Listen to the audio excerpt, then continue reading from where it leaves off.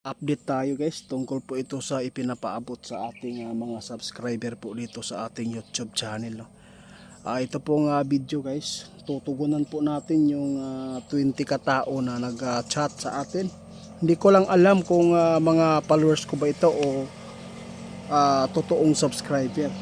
Nais po daw nilang itanong sa mga kaibigan natin guys kung ito na ba ang tamang panahon na si BBM managot sa kanyang ginagawang kamalian sa pamumuno. Ito po yung comment ito po yung chat mula sa atin. Subukan natin guys, samahan niyo po ako na tawagin natin si kaibigan Linyo kung marapatin po niya ngayon na ipaabot kung mayroon po ba siyang update tungkol po dito sa impeachment ni BBM, kung totoo bang matatablan na. Kaya ito na po ang request niya. Maayong hapon kaibigan Linyo. Kaibigan, nais ko po kayong makausap tungkol po sa mga nagpaabot sa atin.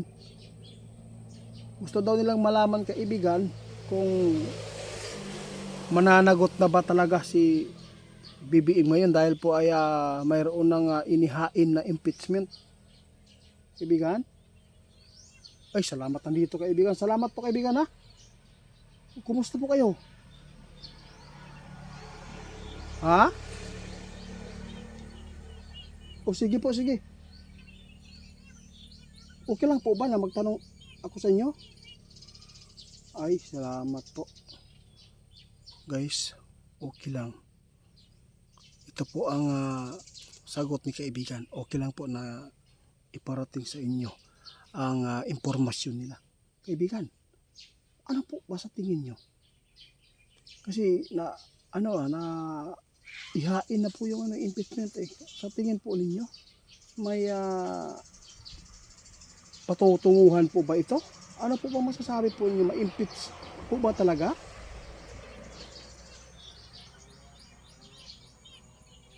Ah,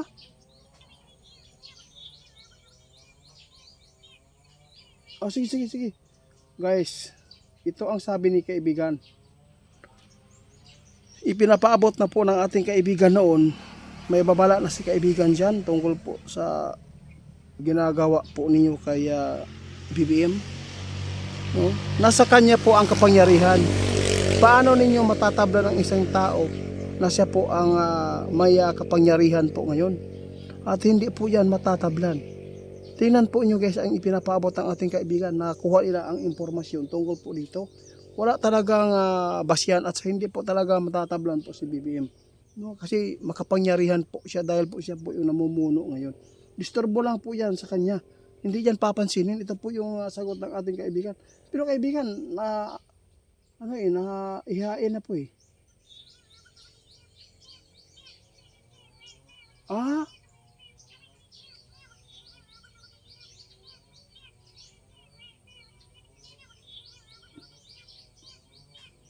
sige. Nako po guys, ito ang paabot kaibigan. Nagpaabot na po ang ating kaibigan noon na wag na lang mag-rally, wag na lang mag-impeach, no? Kasi hindi talaga mapapansin yan. Mapapanis lang po ang impeachment ninyo kay BBM. Kung ano man po ang kanyang ginagawa ngayon, hintayin na lang ninyo. Hintayin na lang po ninyo. Binisto po ni kaibigan agad kahit hindi pa natapos ang impeachment. Binisto na kaibigan na wala talagang patutunguhan yan ang inyong mga inihain po doon sa kamara. Kaya napakahirap talaga. Kaya tiisin po ninyo. Ito lang po ang advice ni kaibigan ulit sa inyo. Sige kaibigan po.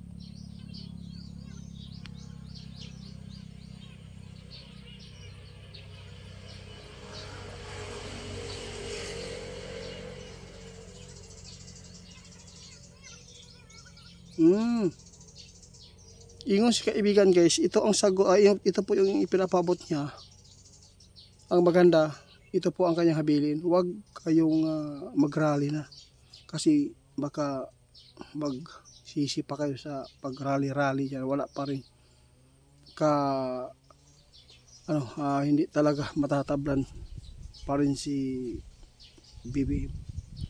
Mas malala itong nakita ni kaibigan kung magpapatuloy ang kaguluhan sa ating bansa, kung magprotesta, kung may mga binabayaran dyan para guluhin po ang protest, tapos may mga sakitan, may mga mamamatay dyan, posibleng mag-declare pa ng marsyalo. Nakakalungkot po. Ito po talaga ang punteriya nila ngayon. Wala talaga tayong makukuhang maganda po ngayon hanggat siya po ang namumuno. Hindi pa ninyo makuha ang hustisya.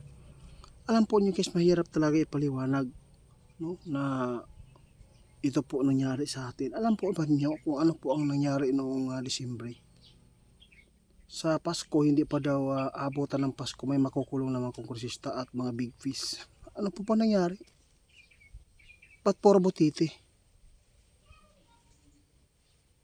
Kaya kayo na lang po guys, no?